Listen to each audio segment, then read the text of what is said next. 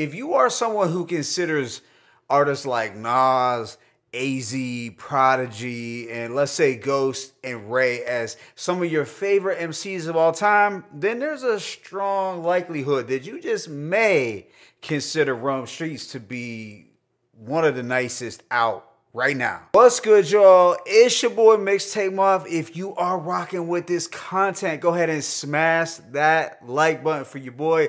Hitting the like button is greatly appreciated. Please subscribe also if you already haven't. But today, I'm going to hit y'all with my thoughts on this new project from Rome Streetz and Derringer entitled Hatton Garden Holdup. Rome Streetz, the big stepper, the lyrical assassin, is an icy cold lyricist born in London but raised in the mean streets of NYC. In 2022, Rome had released his critically acclaimed Griselda debut, Kiss the Ring. He followed that up with the very slept-on Big Ghost collaboration, Wasn't Built in a Day, while also dropping the 5th installment of his Noise Candy series that year. Now, earlier in 2024, Rome had linked with Wavy to God for his brief $150 EP. But now, he has teamed up with one of the founding producers of the Griselda sound, the mysterious low-key Derringer. And this well-respected in-house Griselda producer has been missing in action somewhat as far as producing a lot of material for Griselda members in the past year or so. Sure, he has still produced recently for the crew, but it is on a much smaller scale than before. But fortunately, Rome was able to get Derringer back outside to produce these 13 new tracks.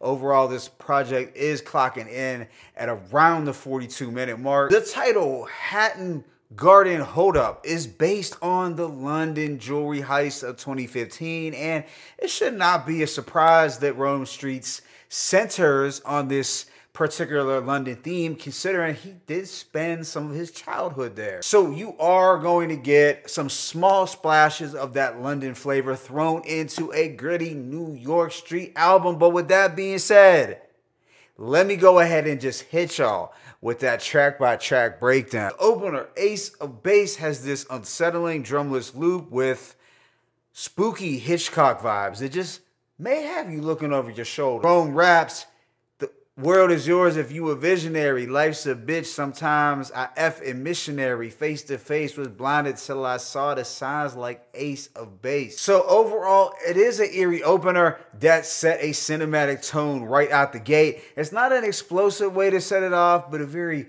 plotting and suspenseful one. Track 2, Starbucks, an earlier single, has this nocturnal, entrancing production that feels well suited for roaming, I'd say, gloomy London streets or a chilly New York block in autumn. And on this one, Rome reflects to his times posting with some of that product by Starbucks, and you are getting more of that ruthless kingpin imagery throughout. And I have to highlight, I really dug the basement sounds that we get here instrumentally. It's something to vibe out to under City Light. We do get a change in pace with the single Sage featuring Schoolboy Q. Now, production-wise, this is more atmospheric and on the woozier side. The beat almost screams for an A$AP Rocky feature, honestly. Sure, the instrumental is pretty unorthodox and unlikely for a bop, but the sonics did grow on me with repeated listens, and it is an outside-the-box type of track for Rome in general, so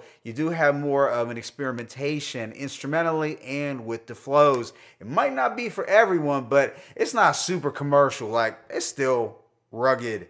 It's still Derringer. This is followed up by Drive-By, where we get a sinister drumless loop that has a distinct DJ Muggs Soul Assassin's flair. In fact, I think I do recall Muggs producing a beat very similar to this before. And Rome bodies this in the most menacing way.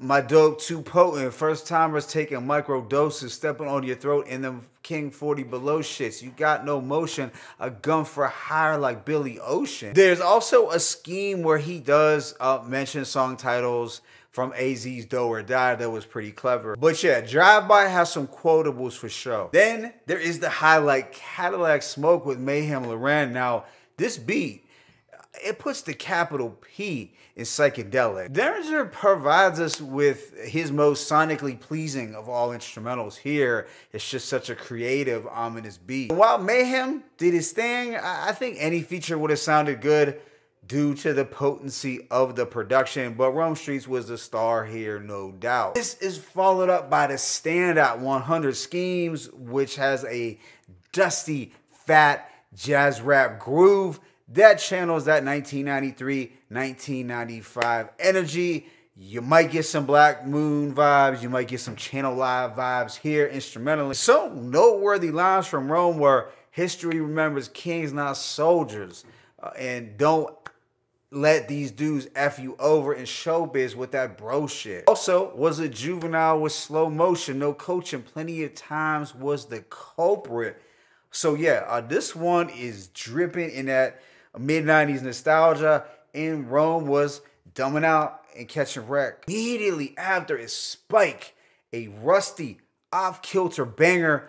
This sounds a little RZA inspired, but at the same time, I feel we have heard a similar unorthodox style from Derringer. But at the end of the day, this beat epitomizes the rugged sounds of New York on a late night. Of course, Rome bodies it with bars like, cut an artist's face, wipe his blood on the blank canvas.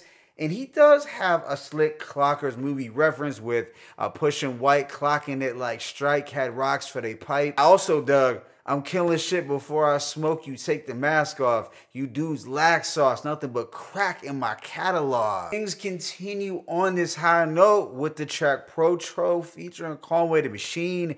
And this has a desolate, cold instrumental that mellows things out, but it's still grim. Conway had an okay verse, in my opinion, Rome being the standout with lines like, sometimes the money right, but it ain't righteous. Fighting with your vices. I used a box cutter to write this. Fam, if that doesn't give you the screw face. Track 9, Weight of the World, features the Queensbridge legend Cormega, and the two drop some philosophical street wisdom over this dreary Mobb Deep like beat that sounds like it may have drawn inspiration from that Mobb Deep and Cormega track Angel Dust from back in the day, if you remember. Rome raps in a place where they shake your hand and try to cut your wrist, while Mega has poetic scriptures like, men who conquer friends to prosper will never live with honor. Now, I know there are some folks who have compared Cormega and Rome Streetz vocally over the years, so I'm sure they will be amped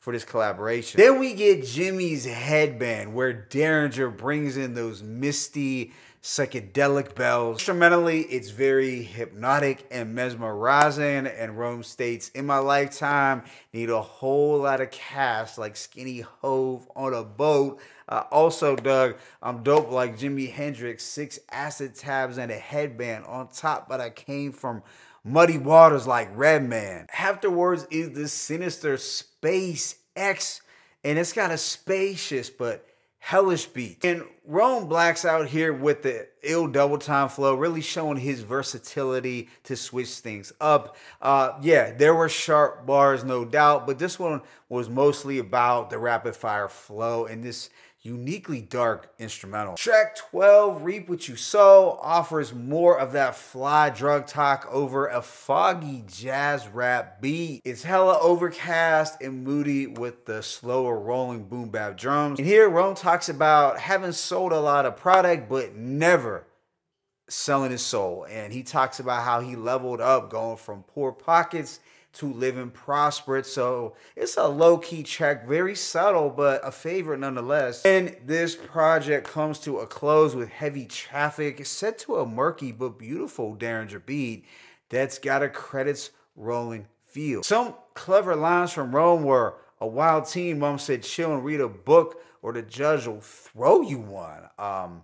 Yeah, movie-like track to close out this album. So overall, I'm going to give this project a rating of a 4 to a strong 4 mics. Is it likely to be as loved as Kiss the Ring? Probably not. And that might be because it just lacks the explosiveness and the energy of that record. But Hatton Garden Holdup might be Rome's most consistent and most cohesive project that I enjoyed more than his recent Noise Candy. And I'd have to say this is probably on the level of Wasn't Built in a Day. Production-wise, Derringer laced Rome with a batch of very moody cinematic soundscapes. Some beats that hardcore day one Griselda heads should enjoy, while other listeners may not be a fan of the more spacious drumless sounds. Because this project does play out like a well-produced crime film that could be looked at as a slow burn, kind of like a True Detective series. So personally, I enjoyed this project quite a bit, but I can understand how some might consider the production to be